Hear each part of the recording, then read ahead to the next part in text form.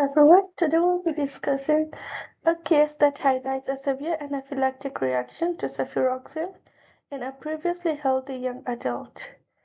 So this will set the stage for understanding the clinical presentation, the management, and the implications of drug-induced anaphylaxis.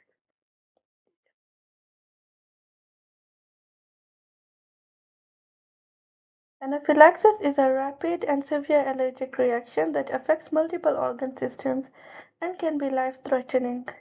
So this occurs unpredictably and requires immediate recognition and treatment. So what we need to know is that understanding this definition helps us appreciate the urgency and complexity that is involved in managing such hypersensitivity reaction. And one thing we need to know is time is of the essence in such cases. The clinical criteria for diagnosing anaphylaxis includes rapid onset of symptoms such as skin or mucosal involvement that is combined with respiratory distress, hypotension, or signs of organ dysfunction. Recognizing these signs early is crucial for prompt intervention. So, symptoms such as persistent cough or throat clearing can be early warning signs before more severe respiratory compromise occurs. So, basically, we need to be on the lookout when somebody is complaining about persistent cough or throat clearing. We need to know that maybe the person is getting into respiratory distress and there is a possibility of the above worsening. So, early intervention is key in such cases.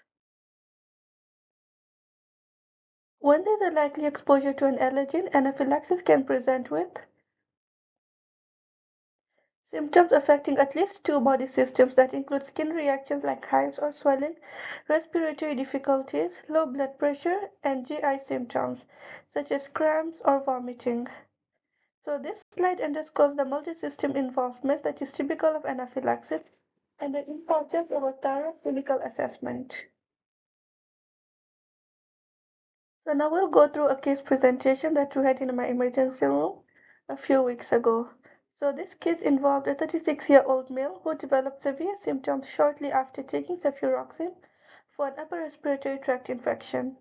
The rapid onset of vomiting and loss of consciousness shortly after the first dose highlights the severity of the reaction and the need for immediate medical attention in such scenarios.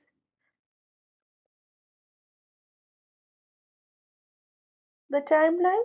So we go on the thing. Sudden collapse after medication. So we go through the timeline of events. So one thing we need to know is that this timeline details the rapid progression from medication intake to severe anaphylactic symptoms that include hypoxia, unrecordable blood pressure, and skin changes. Then what you need to know is that the absence of prior drug allergies but a family history of sulfur allergy suggests the unpredictable nature of drug hypersensitivity and the importance of monitoring even first-time exposures. So now let's discuss the emergency room, the immediate management that took place in the ER. Emergency management focused on stabilizing the patient with high-flow oxygen, immediate intramuscular adrenaline, steroids and IV fluids, as well as vasopressor support. Intubation and central line placement were necessary due to the severity of the distributic shock. This aggressive approach was critical in managing the life-threatening anaphylaxis.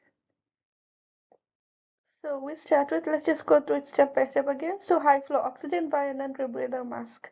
We went up to 20 liters per minute, but then we noticed the respiratory distress was not improving. So we'll talk about it on what we did after that. Number two, we gave IM adrenaline that was administered immediately. Then IV steroids administered. So in this one, usually the recommended is hydrocortisone.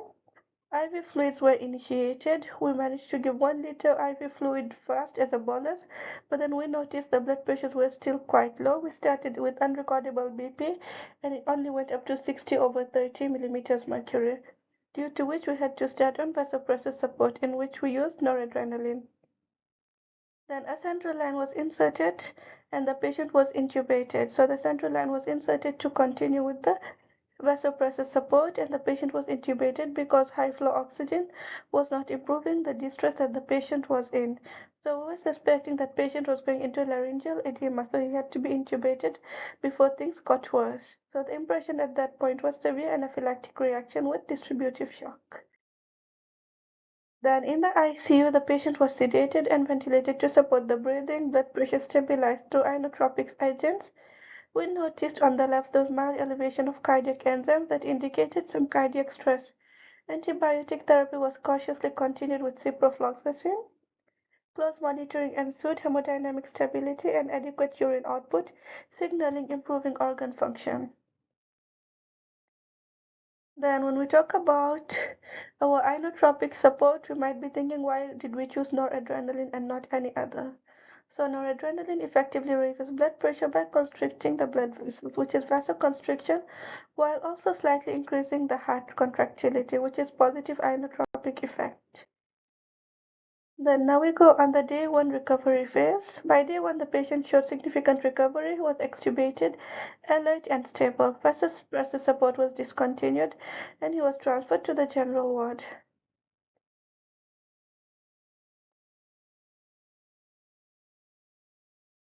So now, oh, then key lessons from this case.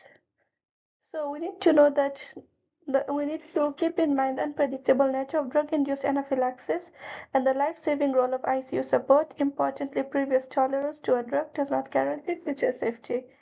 So we need to know that detailed drug and family histories are essential, and educating patients about recognizing allergic symptoms and emergency responses is critical for prevention and early intervention. So moving forward with patient safety. So patient safety measures include avoiding cephalosporin and fluoroquinolones until allergy testing is completed. Patients should be educated on hypersensitivity signs such as rash, swelling, and shortness of breath that may develop after him taking any specific drugs or sometimes even certain kind of foods.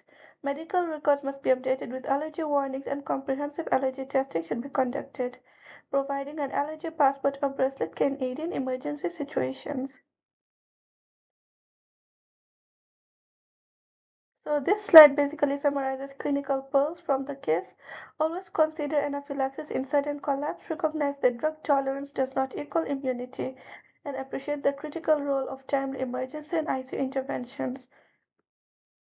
Thorough history taking and documentation are vital, as is counseling patients on avoiding related medications after a reaction.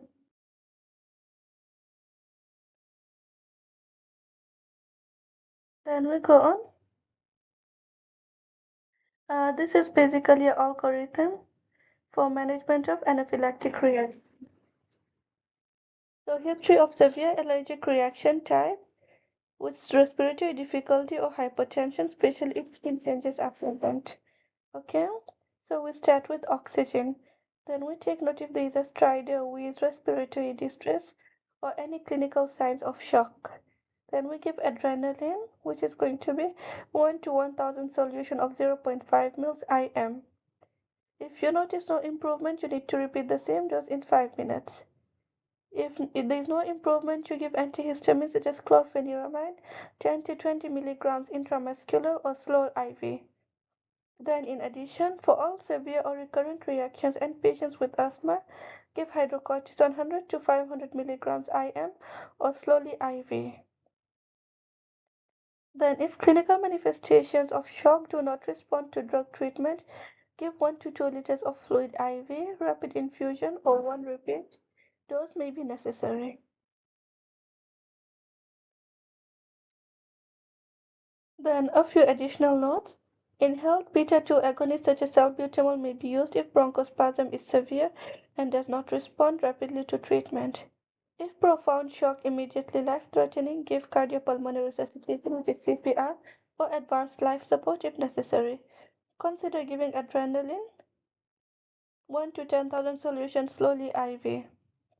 However, what we need to know is it is hazardous and is recommended only by experienced physicians to be present when being given. Otherwise, do not give it IV. And if treated with the EpiPen, 300 micrograms will usually be sufficient. Second dose may be required. Then crystalloid may be safer than using a colloid.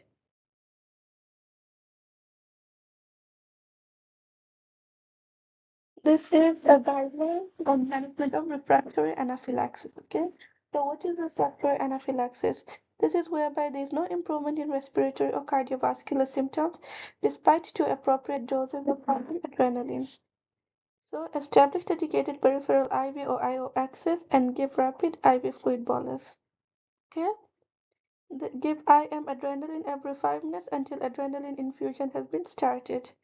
IV boluses of adrenaline are not recommended but may be appropriate in some specialist settings while an infusion is being set up.